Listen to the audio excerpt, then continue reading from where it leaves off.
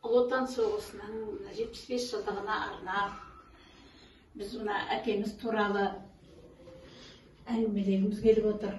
Енді әкем менің Ошақбаев Тәбіш Шадырақұлы соғыс басталмастан бұрын өзінің жасын үлкейтіп, 16 жасында 18-де міндет соғысқа кеткен.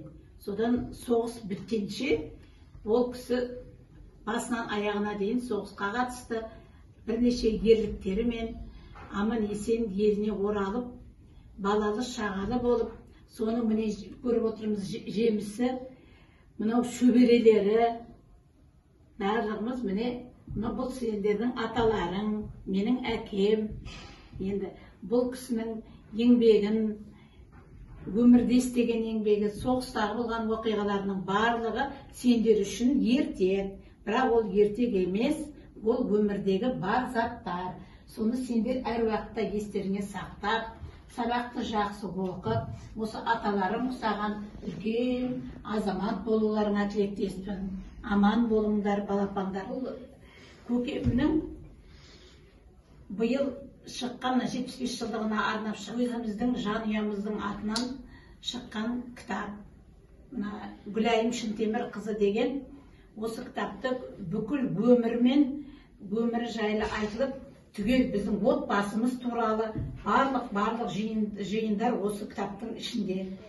Әкеміздің біздің отбасымыз, анасы, жолдасы Қанбибі, одан барлық өзінен өнген ұл қыздары түгел осы жерде бармыз.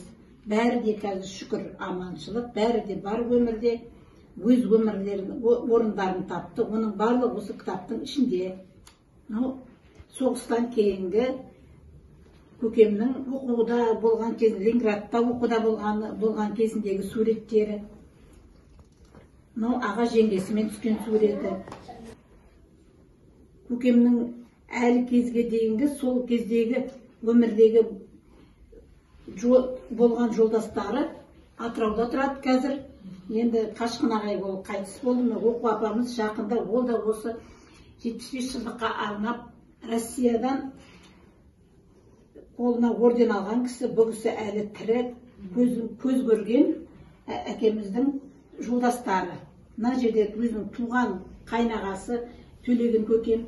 Ол кісі де соғыста басынан аяғына дейін болып, бір қолын жартысынан беріп, соғыстан оралған. Құрманов Төлеген деген кісі. Содан кейін мына біздің отбасымен, әкеміздің бала шағаларымен түскен суреттері, өмірдегі, бұл уже бейбіт кездегі суреттері. Мынау анамыз біздің Қанбибі. Осындай енді нелер, оның барлығы осы кітаптың ішінде. Бұл кітапты енді жергілікті орындарға, кітапханаға және туған тумаластардың бәріне таратылды. Енді әкеміз туралы білгісі келген адамдар солардан оқуға болады. Үлкен қызы Гүлшара өзінің отбасымен, бұдан кейінгі ұлы жақсылық отбасымен, мен Гүлнар Болат жолдасымен отбасымызбен, бұдан кейінгі өзінің әкеміздің шаңырақ иесі кенже ұлы Қалмұқан отбасымен түскен суреті. Гүлзия дейтін қызы өзінің баласымен түскен жолдасы ертеректе қайтыс болған.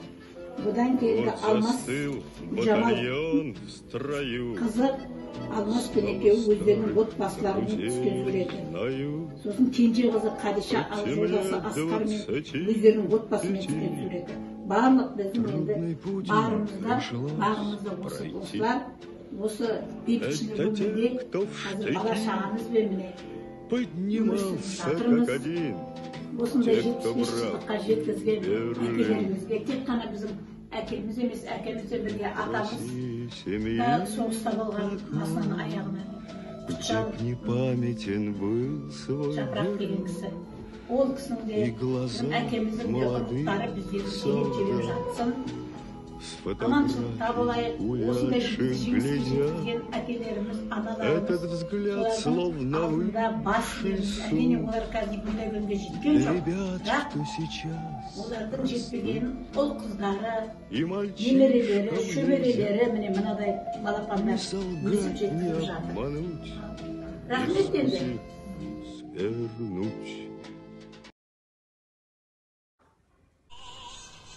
Енді ұлы жеңістің 75 жылдығының қарсаңында мына менің әкеміз біз көкемдедік кітабын жарық көргенін сіздерге қуанышпен хабарлаймын.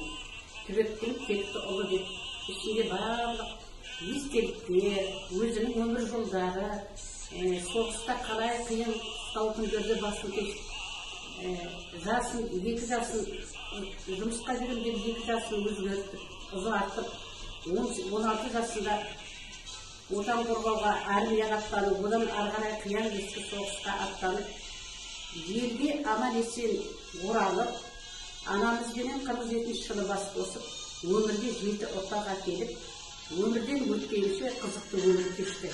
Барлық өзінің өмір туралы дастандары мына кітапта жақсы баяндалған. Осы кітаптың шығуына ең кенжесі Қадиша мен оның жолдасы Асқардың еңбегі жоқ. Қалған балдары да, немерелері де өз үлестерін қосып, өздерінің қызметтерін жасады әкесіне деген. Енді айналайын әкесін, егер сен тірі болғанда, әрине бұл күнге жетпей қалдың. Әрбір мерекені, ұлы жеңістің әрбір күндерін өте қуанышпенен қарсы алып, өзімнің орден медальдарымды, бір өзінің арнайы сүртетін сүті бар, соныменен сүртіп, жарқыратып, омырауына тағып, қуанышпен шығатындым. Сол күндерді біздер де жақсы көретін. Сен өмірден өткеннен кейін соғыс туралы киноларды көргенде көзіме жас келеді еді әкесін. Жатқан жерің жайлы болсын. Мына кітап саған деген балдарыңның, ұрпақтарыңның өзіңе деген құрметі деп білгейсің. Әттең, міне ұлы жеңістің 75 жылдығы дүркіреп тойлар еді. Мына бір елімізге келген пандемия аты жаман індет болмағанда. Сонда да болса, телевизордан, кітаптардан, өзімізді отанымызды қорғаған әкелеріміздің, аталарымыздың қиян кескі ерліктерін еске алып, оларды құрметпенен еске аламыз. Жатқан жерлерің жарқын болсын.